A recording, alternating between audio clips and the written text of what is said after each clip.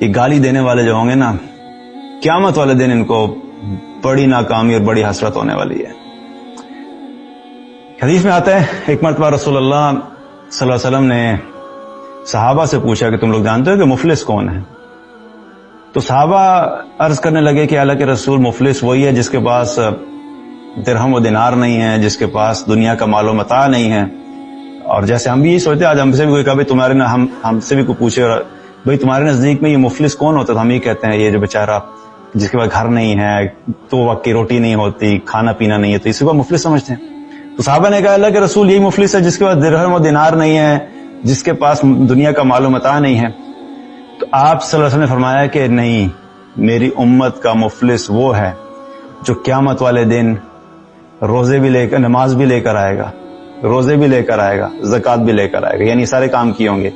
لیکن اس حال میں آئے گا کہ اس نے کسی کو گالی دی ہوگی، اس نے کسی پہ بہتان لگایا ہوگا، اس نے کسی کا مال ہڑپ کیا ہوگا، اس نے کسی کا خون بہایا ہوگا، اور اس نے کسی کو ناحق مارا پیٹا ہوگا۔ اب جب وہ اس حال میں آئے گا تو آگے کیا بتایا کہ اللہ سبحانہ تعالیٰ پھر ان لوگوں کو بلائے گا اس دن جن کے ساتھ اس نے یہ زیادتیاں کی تھیں، اور پھر اللہ سبحانہ تعالیٰ کیا کہے گا کہ اس کی نیکیوں میں سے نکال کے ان سارے لوگوں کو دے دو جن کو دنیا میں اس نے اس طریقے سے ٹریٹ کیا تھا۔ اب آپ ذرا سینیریو سوچیں، میں آپ کو تھوڑا بتانا چاہوں ہو کیا رہا ہے۔ ایک طرف وہ شخص پر کھڑا ہوا ہے جس نے کسی کو گالی دی، کسی کو مارا پیٹا، کسی کے ساتھ زیادتی کی، کسی کا مال کھا کے بھاگ گیا، اور اپنی نمازیں پوری لے کر آیا ہے، 5 وقت کی نمازیں پڑھتا تھا، ماشاءاللہ تبارک اللہ، جماعت سے پڑھتا تھا،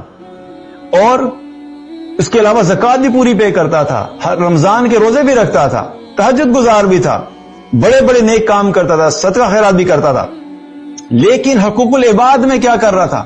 کسی کو گالی دی ہے، کسی کو مارا ہے، کسی پہ بہتان لگایا ہے، کسی کا خون کیا ہے، کسی کا مال ہڑپ کیا ہے۔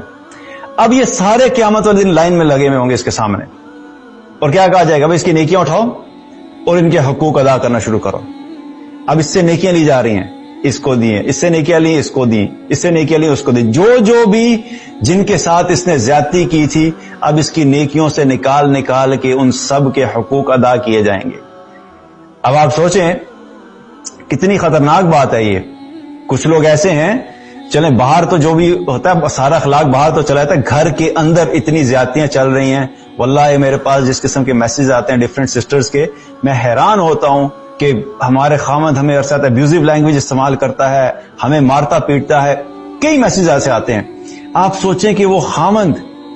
جس نے اپنی بیوی کو 15 سال 20 سال گالیاں دیتا رہا اور مارتا رہا، اور وہ اللہ کی بندی سہتی رہی، اب آپ سوچیں کہ باہر کے لوگ تو دور کی بات ہے، جب یہ عورت قیامت والے دن اپنے خامند کے سامنے کھڑی ہوگی اور یہ خامند صاحب مطمئن آئیں گے، جی میں نے بڑی نمازیں کی ہیں، جی میں نے تو بڑے حج کیے ہیں، میں نے بڑی زکاتیں پے کی ہیں، اپنی بیوی کے ساتھ زیادتیاں کرتا رہا۔ اب سوچیں کہ ہو سکتا ہے کہ اس کے پاس اگر 1 لاکھ نیکیاں تھیں، اور اس نے جو بیوی کے ساتھ جو زیادتی کی، جو گالیاں دی اور اس کو مارا پیٹا، اس کے حقوق بھی بنے 1 لاکھ۔ اب اس کی 1 لاکھ نیکیاں اٹھا کے خامن صاحب کی نیکیوں سے نکل کے بیوی کی نیکیوں میں چلی جائیں گی، اور کیا ہوگا؟ اس کو جہنم میں پھینک دیا جائے گا اور وہ کامیاب ہو جائے گی۔ یہ میں اگزامپل بتا رہا ہوں، یہ کوئی بھی ہو سکتا ہے۔ بیوی کی اس لیے اگزامپل بتا رہا ہوں کیونکہ میرے سامنے بہت سارے میسج ہے، اس کا میں بتا رہا ہوں کہ یہ بہت بڑی زیادتی ہوتی ہے، جس کو ہم یوں سمجھتے ہیں بہت سارے لوگ کہ باہر کسی کو گالی دینا تو بڑا گناہ کا کام ہے، لیکن بیوی کو گالی دینا بڑے ثواب کا کام ہے۔ عجیب مائنڈ سیٹ ہے کہ بیوی کے ساتھ بد اخلاقی کرنا، بیوی کو مارنا پیٹنا، بیوی کے حقوق ادا نہ کرنا، نو پرابلم، لوگ یہ سمجھتے ہیں کوئی مسئلہ نہیں ہے جی، بیوی ہے۔ حالانکہ باہر کے لوگوں کے نسبت آپ کے جو دوست ہیں اور آفس ہے اور سب ہے، ان سب سے زیادہ پہلے جو آپ کے حسن اخلاق کی حقدار ہے وہ انسان کی بیوی ہوتی ہے۔ آف کورس والدین تو ہیں، والدین کے علاوہ میں بتا رہا ہوں کیونکہ بیوی کے ساتھ جو زیادتی ہیں میں اس کی بات کر رہا ہوں۔ تو آپ سوچیں کہ کتنی خوف کی بات ہے کہ یہ وہ شخص ہے جو اپنی زندگی میں مطمئن آیا تھا کہ میں اتنی نیکیاں لے کے جا رہا ہوں، اور اپنی بد اخلاقی کی وجہ سے، گالیاں دینے کی وجہ سے، بہتان کی وجہ سے، کسی کو مارنے پیٹنے کی وجہ سے اس کی ساری نیکیاں چلی جائیں گی، اور پھر کیا ہوگا؟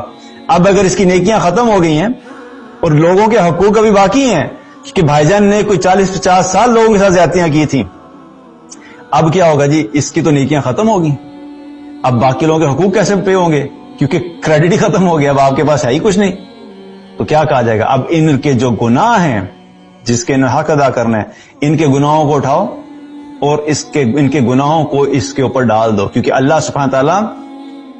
انصاف کرنے والا ہے. واللہ اگر ہمیں اس دن کے انصاف کے بارے میں پتہ لگ جائے، ایک ذرہ برابر بھی اگر کسی نے زیادتی کی ہوگی اللہ تعالیٰ بھاگنے نہیں دے گا،